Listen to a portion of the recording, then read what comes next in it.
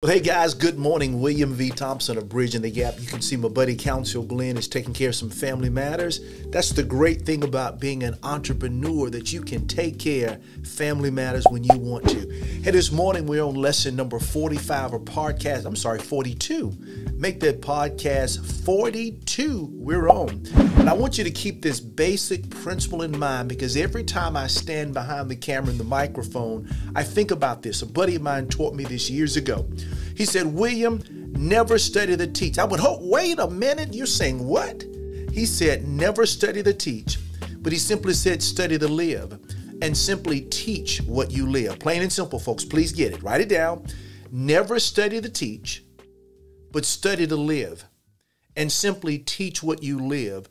At Bridging the Gap, one of the things that makes us different and unique is the standpoint, sure, we study and prepare for the sessions, but everything we do or everything we teach, we are doing in our lives, and therefore it comes very natural. Hey, today in podcast 42, I want to talk about investing.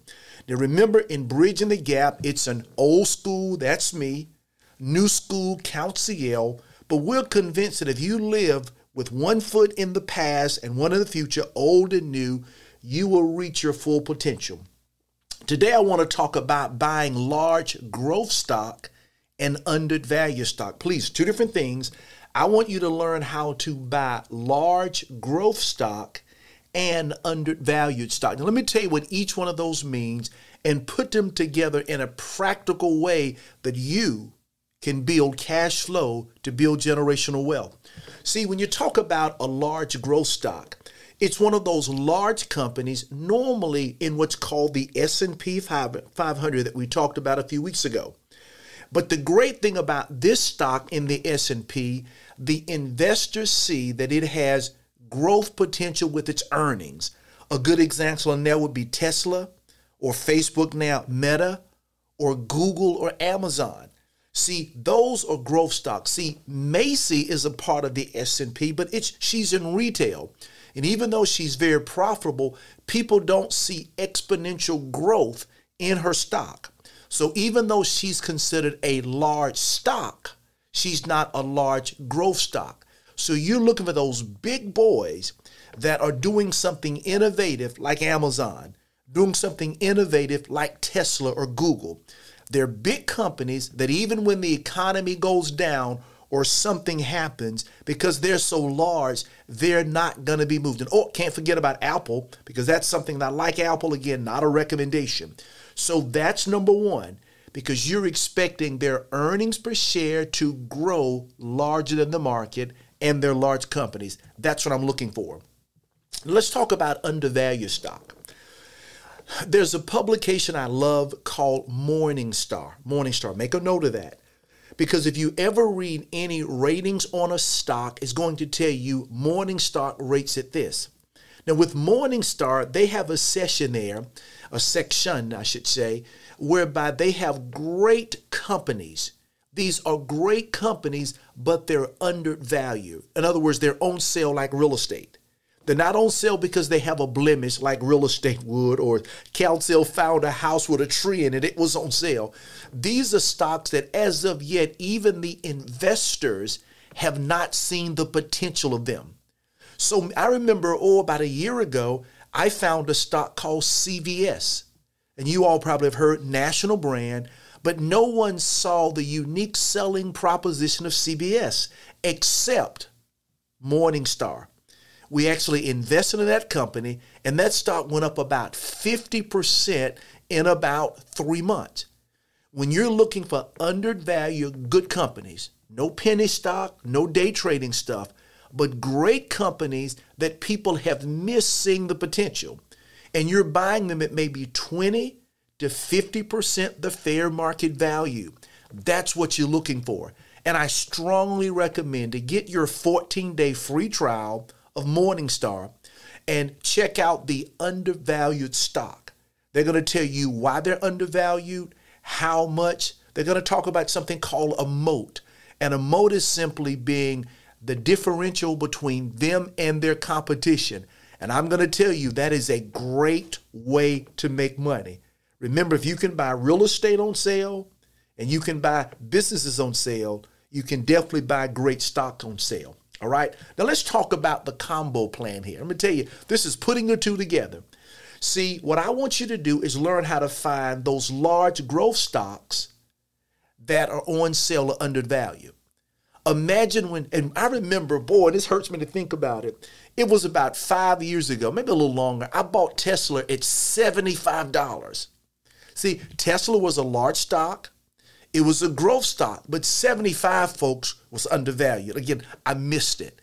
Last I heard, Tesla's at about $1,100, but I'll be okay. So the combination is to find big growth stocks that really have the potential of tremendous earning, but right now they're a value stock because they're on sale. People are discounting them, but maybe you understand AI, so you may see some opportunities there. Or you may understand the EV, electronic vehicles. You may see opportunities there. So the combo plan says you find those growth stocks that are valued in nature now, and you buy them now. Let me give you the triple play. I want you to take what you just learned, but I want you to add to it twofold thing. Remember, it's a growth stock.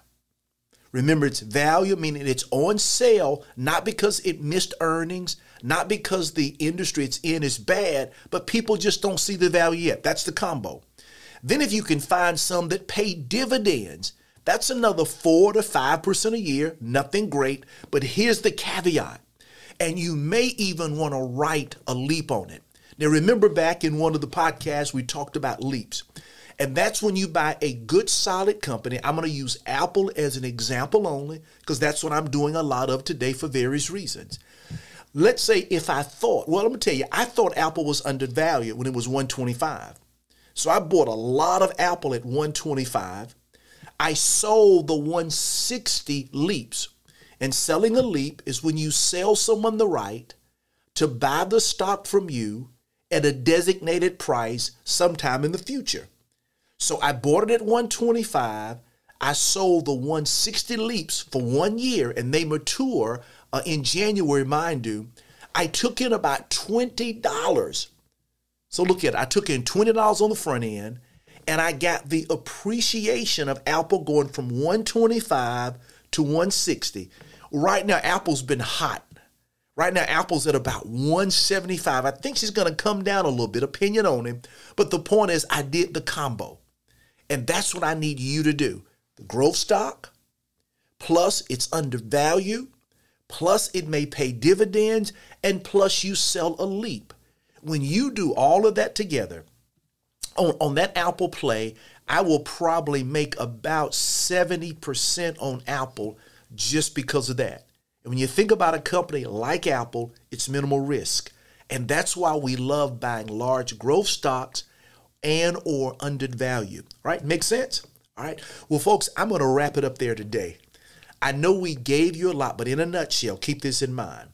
A growth stock is a large company, normally in the S&P 500, but unlike a retail like a Macy's, it's more like an Amazon in that the earning potential is crazy because they're opening up distribution centers and they're building even retail stores. And they have their own fleet of planes and jets and transportation. So again, Macy's not going to do that. So even though Amazon's at 3,000 and some change, the point is it's a large company. So therefore, the economy is not going to adversely affect it as quickly as a Macy's. It gets a lot of its sales either in the stores or online, unlike Amazon, okay? But also, it becomes a growth stock because it has exponential potential for earnings per share. And when you buy a stock, you're not buying it for today, but you're buying it for what it can become. And a value stock, like we've talked for years about buying businesses on sale or buying real estate on sale, it's something that once you see it's undervalued, the big boys are missing it. The market doesn't see maybe what you see because maybe you're in that industry. And you know it's a great solid company, but it's maybe selling at a 20 to 50% discount. Again, keep in mind Morningstar. They will help you find it. Well, again, guys, that's for the podcast on today. My name is William V. Thompson, counsel. Again, he's on outside assignment. Don't forget to like us, share, subscribe, and just tell the world that there's some people called Bridging the Gap, that they're teaching people how to walk in life and life more abundantly. Good day and God bless you.